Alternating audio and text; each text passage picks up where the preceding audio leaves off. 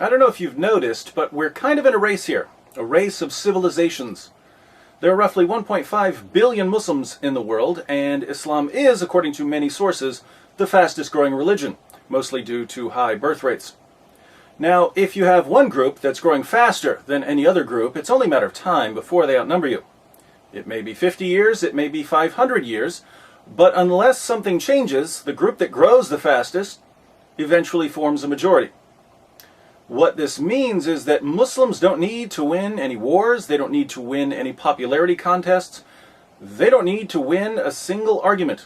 If they want Islam to dominate the world, they simply need to sit back and wait, and they need the rest of us to sit back and wait. Have you ever been hypnotized?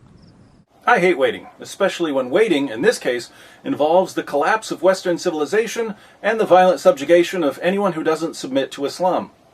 Shouldn't we find it incredibly disturbing that the government and the media are doing everything in their power to convince us that only racist, Islamophobic, hate-mongering bigots would be worried about Muhammad's teachings? They're telling us to keep quiet about Islam as Al-Qaeda dreams up new ways of terrorizing us. They're telling us to be patient as innocent people are slaughtered in the name of Allah. They're telling us to wait. Wait until what? Wait until Muslims make up a majority in France and Germany? Wait until Iran goes nuclear? Wait until the Muslim Brotherhood takes over a few more governments? Wait until more people get killed over cartoons? Wait until the Taliban wins Pakistan and its 100 or so nuclear warheads? What exactly are we waiting for? My friends, the time for sitting around doing nothing ended when Muhammad's followers started violently subjugating people way back in the 7th century. Here we are, nearly 14 centuries and 270 million bloody deaths later, and our leaders are convinced that if we just keep saying Islam is peaceful, someday the hearts of terrorists will melt, and they'll reinterpret the Quran to bring it in line with Western values. I'd be friends with the sparrows and the boy who shoots the arrows if I only had a heart. For those of us who live on planet reality, fairy tales are no longer an option. So what are we going to do? Well, the first thing we need to realize is that most Muslims in the West are as repulsed by Muhammad's teachings as we are. They believe in Muhammad, but their belief is superficial because they have no clue what Muhammad taught. They've never read the Quran, they've never read the Hadith, and if you quote some violent or immoral teaching from the Quran to them, chances are they're hearing it for the first time. They'll deny it, they'll throw out their most trusted sources, they'll reinterpret the clearest teachings of the Quran. Why? Because they're horrified at what their prophet taught. Westernized Muslims are no threat to you or anyone else. Now, if they ever establish a majority, things will suddenly change because once the Muslim community grows large enough, the Muslims who do know what Muhammad taught tend to rise to the surface, and a bunch of westernized Muslims certainly aren't going to stand against their more orthodox brothers. But for now, when westernized Muslims have a choice and can live how they want to live, they're about as dangerous as a diet soda.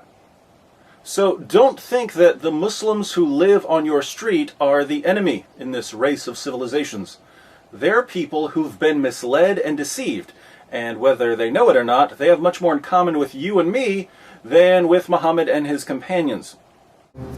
We're just like everybody else. Being a Muslim in America, in my opinion, doesn't make me any different than anyone else. 110% American. Second, Islam's biggest ally in the West is ignorance. It's a slightly more important ally than political correctness. Our ignorance of Islam allows Muslims to win converts by claiming that Islam supports women's rights and that it promotes peace and tolerance and that the Quran has been perfectly preserved and that it's scientifically accurate.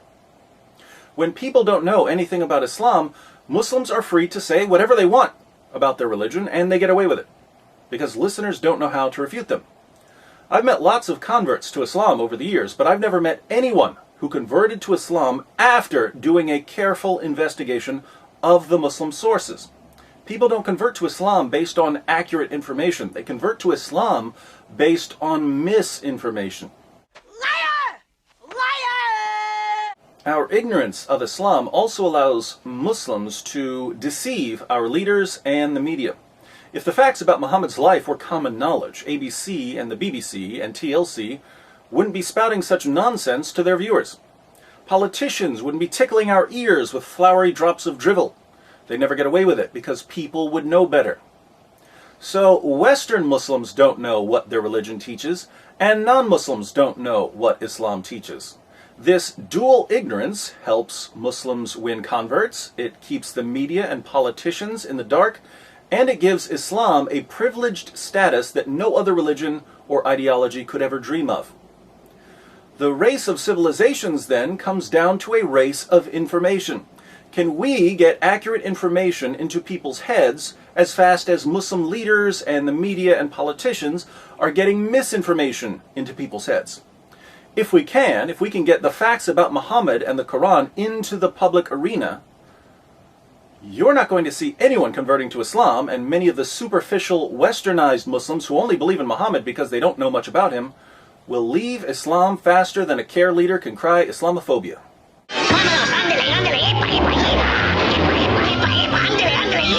This brings us to the point of this video. Sam Shamoun and I have been planning to write some books since 2009. There are a lot of books out there about Islam. Some of them are good. Many of them are the opposite of good. But I'd say that the most devastating information and arguments against Islam haven't been published yet. The best books about Islam are still waiting to be written. Sam and I decided a while back to fill in some of the gaps in the literature. It's been a couple of years now, and we've put out a ton of articles and dozens of videos and lectures and debates, and we've done plenty of episodes of Jesus or Muhammad, but we've never had the time or the funding to put together some of the more thorough resources we'd like to work on. We have families and children and bills to pay, and writing entire books means we'd have to set aside other projects for a while, which in turn means that we'd starve and get kicked out of our apartments for not paying the rent. So, desperate times call for desperate measures. We've realized that we're never going to get this done on our own. That's why we're turning to you for help. We're asking our viewers and readers to chip in for a couple of months. If we can scrape together enough funds to pay the bills while we work on 2 or 3 books, Sam and I are going to sit down and focus on writing some brutal critiques of Muhammad and Islam. If you'd like to make a one-time contribution to our work, now would be the perfect time. You can visit my blog, answeringmuslims.com. There's a PayPal link there. It only takes a minute or so to make a donation, and you can use a credit card. There aren't too many causes out there that are more important than defending Western civilization from a system designed to destroy it. We're ready to do our part, but this time we can't do it without your support. Please pass this video on to anyone who might be interested, and most importantly, please, please, please pray for us.